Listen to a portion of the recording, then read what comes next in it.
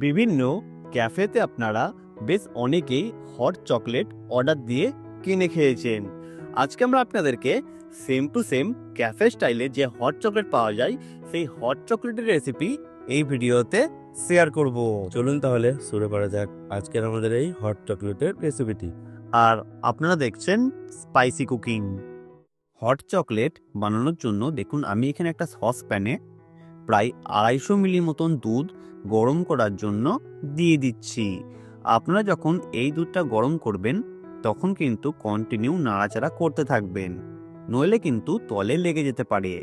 যেহেতু আমরা এই দুধের মধ্যে কোনো রকম জল ব্যবহার করব না।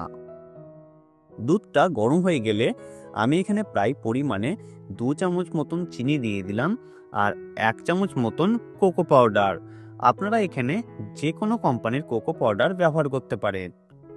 তারপর আমি ভালোভাবে নাড়াচাড়া করে এই কোকো পাউডারটা দুধের সঙ্গে ভালোভাবে মিক্স করে দিচ্ছি। আপনারা যখন এই প্রসেসটা করবেন তখন কিন্তু গ্যাসের স্টিমটা একদমই লো রেখে করার চেষ্টা করবেন। ভালোভাবে মিক্স করা হয়ে গেলে আমি একটা জায়গার মধ্যে কিছুটা পরিমাণে দুধ কমিয়ে রেখে দিলাম।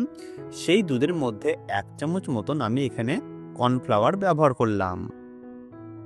তারপর ভালোভাবে এই কর্নফ্লাওয়ারটা দুধের সঙ্গে মিক্স করে দিচ্ছি।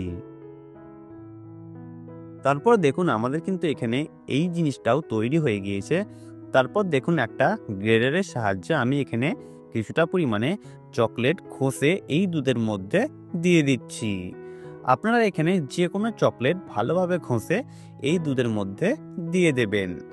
তারপর ভালোভাবে আপনারা চকলেটটাকে মিক্স করে দেবেন। আপনারা যখন এই প্রসেসটা করবেন কিন্তু অবশ্যই গ্যাসের স্টিমটা একদমই লো রেখে করবেন।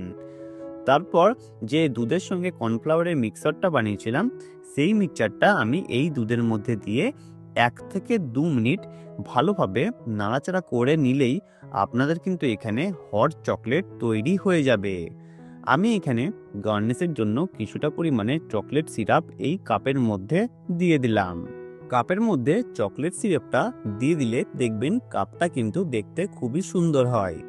তারপর যে তৈরি করা হট চকলেটটা ছিল আমি কাপের মধ্যে ফিল করে দিচ্ছি।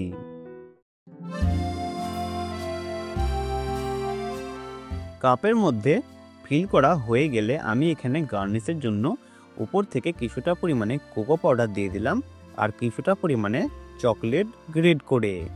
আমাদের এই হট চকলেট রেসিপি আপনাদেরকে কেমন লাগলো আপনারা অবশ্যই আমাদেরকে কমেন্ট করে জানাবেন।